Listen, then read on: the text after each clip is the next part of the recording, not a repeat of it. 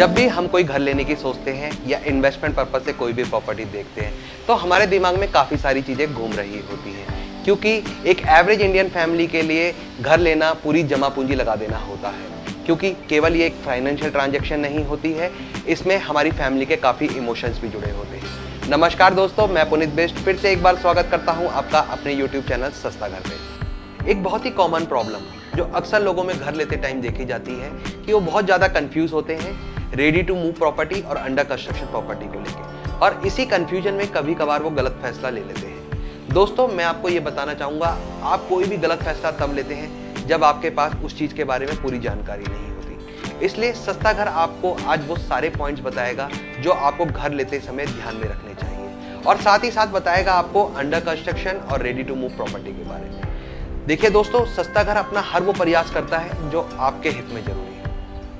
सबसे पहले हम बात कर लेते हैं कि हम अपने आप को कैसे अवेयर रखें ताकि हम कोई भी गलत डिसीजन लेने से बच सकें। तो दोस्तों, हमें सबसे पहले ध्यान रखना चाहिए डॉक्यूमेंटेशन का। हमें प्रॉपर्टी की पूरी चेन के बारे में पता होना चाहिए। हमें ये भी पता होना चाहिए कि कोई प्रॉपर्टी पे कोई ड्यूज तो नहीं चल रहे। दोस्तों, हम इसके लिए किसी भी लीगल एडवाइजर की मदद ले सकते हैं। अगर हम किसी अंडर कंस्ट्रक्शन प्रॉपर्टी में इन्वेस्ट करने की सोच रहे हैं तो हम बिल्डर की प्रोफाइल चेक कर सकते हैं, उनका प्रीवियस कंस्ट्रक्शन चेक कर सकते हैं, और इससे हमें अपना डिसीजन लेने में आसानी हो जाती है। अब बात करते हैं बिल्डर बायर एग्रीमेंट पर, जिसको हम एग्रीमेंट टू सेल के नाम से भी जानते हैं। दोस्तों, जब भी हम कोई प्रॉपर्टी लेते हैं तो उसका एग्रीमेंट टू सेल कराना बहुत जरूरी होता है। दोस्तों, ये एक ट्रांसपेरेंसी रखता है बिल्डर और बायर के बीच में, और इसमें वो सारी चीज़ें मेंशन होती हैं जो बिल्डर आपको देते हैं आपकी प्रॉपर्टी में। अब हमें बिल्डर बायर एग्रीमेंट में क्या क्या ध्यान रखना चाहिए? दोस्तों, बिल्डर बायर एग्रीमेंट में सबसे पहले हमें प्रॉपर्टी का टाइटल उस पर मेंशन होना चाहिए। जो भी बिल्डर आपको प्रॉपर्टी बेच रहे हैं, यानी कि जिससे भी आप प्रॉपर्टी खरीद रहे हैं, एग्रीमेंट उन्हीं के नाम पर होना चाहिए। आपकी सारी पेमेंट्स उस एग्रीमेंट के अंदर होनी चाहिए जो भी आप स्टार्टिंग से देते हुए आ रहे हैं, और साथ ही साथ उसमें फ्यूचर की पेमेंट जो आप देने वाली हैं वो भी रिकॉर्ड होनी चाहिए। दोस्तों, बिल्डर और बायर एग्रीमेंट में हमारे पास सारी स्पेसिफिकेशन ही मेंशन होती हैं कि बिल्डिंग में आपके क्या क्या राइट्स होने वाले हैं, पार्किंग के क्या राइट्स होने वाले हैं, टेरेस के क्या राइट्स होने वाले हैं, आपको बिल्डर उस बिल्डिंग में क्या क्या प्रोवाइड कराएंगे। तो दोस्तों, ये सब चीज़ें हमें बिल्डर बायर एग्रीमेंट में ध्यान रखनी चाहिए जब भी हम बिल्डर के साथ ये एग्रीमेंट करने जाते हैं। अब आपको बताते हैं अंडर कंस्ट्रक्शन प्रॉपर्टी और रेडी टू मूव प्रॉपर्टी में क्या अंतर होता है। दोस्तों, सबसे पहला अंतर होता है पोजीशन का। रेडी टू मूव प्रॉपर्टी में आपको पोजीशन इमीडिएट बेसिस पे मिल जाती है, वहीं अंडर कंस्ट्रक्शन प्रॉपर्टी में आपको वेट करना पड़ता है। रेडी टू मूव प्रॉपर्टी में जितनी भी पेमेंट्स डॉक्यूमेंटेशन होती है वो 2 से 3 महीने के अंदर क्लियर हो जाती है, और वहीं अंडर कंस्ट्रक्शन प्रॉपर्टी में आपको थोड़ा टाइम लग जाता है।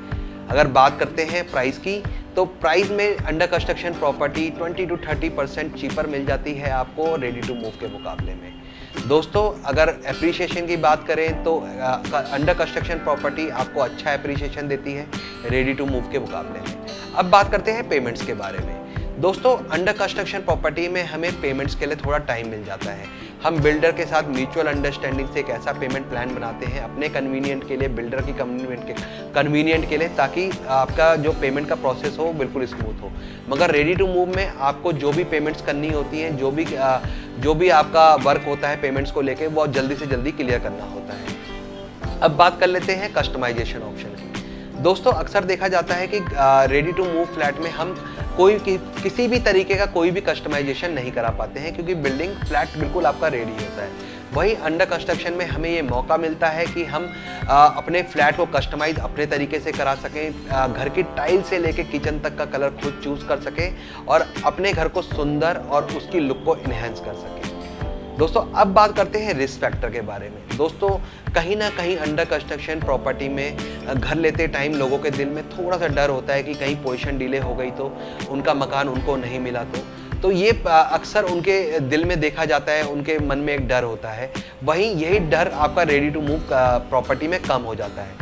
मगर दोस्तों, मैं आपको ये भी बताना चाहूँगा, रेडी टू मूव के रिगार्डिंग जो भी मैंने आपको बिल्डर बायर एग्रीमेंट में सारी जानकारी दी थी कि कैसे आपको बिल्डर बायर एग्रीमेंट कराना चाहिए, आपको अवेयर किया था कि बिल्डर बायर एग्रीमेंट कितना ज़रूरी है आप लोगों के लिए। अगर आप बिल्डर बायर एग्रीमेंट करते हुए वो चीज़ें ध्यान में रखेंगे तो आप किसी भी तरीके की कोई भी गलती करने से बच जाएंगे। दोस्तों, आशा करता हूं कि मेरे द्वारा दी गई जानकारी आप सभी लोगों के काम आएंगी और आप घर लेते समय इन सभी चीज़ों का अच्छे से ध्यान रखेंगे। सारी जानकारी मैंने आपको दे दी है, मगर फिर भी आपके कोई क्वेश्चंस और क्वेरी हो तो नीचे फ्लैश होते हुए नंबर्स पे आप कॉल कर सकते हैं, हमसे बात कर सकते हैं, सस्ता घर टीम से बात कर सकते हैं और आप अपने क्वेश्चंस का आंसर ले सकते हैं। दोस्तों, प्रॉपर्टी से रिलेटेड आपको कोई भी जानकारी चाहिए तो आप हमारी वेबसाइट पे लॉगिन कर सकते हैं जो है www.sastaghar.in। दोस्तों, अगर अभी तक आपने हमारे चैनल को लाइक, शेयर एंड सब्सक्राइब नहीं किया है तो प्लीज़ हमारे चैनल को लाइक, शेयर एंड सब्सक्राइब जरूर कर दें ताकि आने वाली सारी इंपॉर्टेंट वीडियोस आप तक पहुंच सके। तो मैं पुनीत बिष्ट अब आपसे अलविदा लेता हूं और मिलूंगा अपनी अगली वीडियो में। तब तक के लिए नमस्कार।